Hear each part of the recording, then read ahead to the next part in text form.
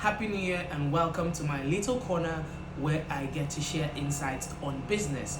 And when I say business, it cuts across multiple sectors ranging from entertainment, events, fintech, Web3, and in general business itself, where I get to drop insights on how you can scale your business, grow, and improve on your marketing to achieve more leads and more visibilities.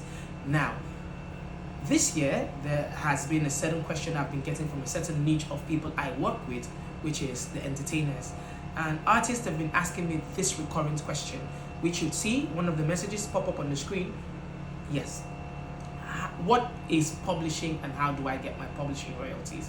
Now, lots of artists, even big artists, do mistake streaming royalties with publishing royalties. So I'll do a quick breakdown of what it is. So streaming royalties are the royalties you get from your distribution companies, while publishing royalties are royalties that are withheld by platforms, which you'd have to register with a PRO, which is a publishing royalty organization, and these PROs range from ASCAP, BMI, and several PRS for music and several other PRO brands, which is registered in multiple regions.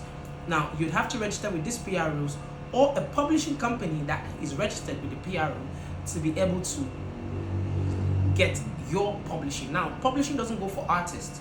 Let me clarify something. So in a case where an artist just sang the song, but people wrote the song and people composed the song, publishing is mostly always split between composers and authors. Composers mostly being the producers and authors mostly being the songwriters. So there are cases where an artist might own on the streaming side but do not own any share on the publishing side. Yes, and demystifying it as a songwriter, that is why as a songwriter, as an artist, that is why it is always pertinent to sign split sheet before a release goes live. Now, when this release goes live, all this information is imputed on the songs, which also is carried along by the song's unique codes, which is the UPCs and the ISRCs. Now, those songs registered under these ISRCs and UPCs carry the information of the writers and the composers, which helps when you are filing for publishing. Now, how is publishing paid out? Publishing is collected by the PROs and then paid out to artists. Now, most artists always make this mistake of saying, yes, when I get to a certain year, when I'm big enough for my publishing to be worth something, I would go register for it. Now, that is a mistake a lot of artists make and they lose out on money. Now, publishing has a year span that it can stay unclaimed. Now, after the year span, this money is reabsorbed into the system and shared amongst people that have registered, artists that have bigger market shares in terms of publishing across these collecting bodies. So it is something that artists need to look out for when you're starting your brand as an artist. Make sure you have your house in order, your identity, your distribution, and your publishing. They should go hand in hand.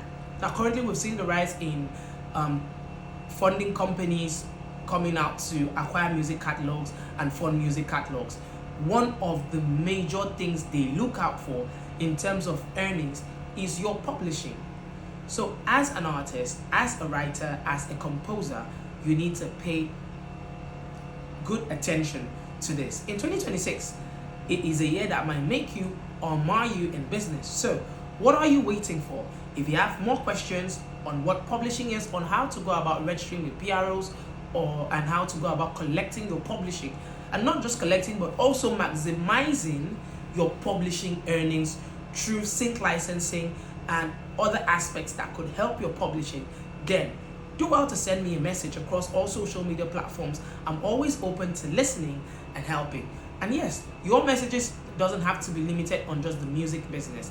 Like I said, that is just one niche of people that I work with. So if you have any message, any doubt about scaling your business across entertainment, FMCGs, Web3, fintech, and in general business as a whole, then do well to reach out to me on all social media platforms.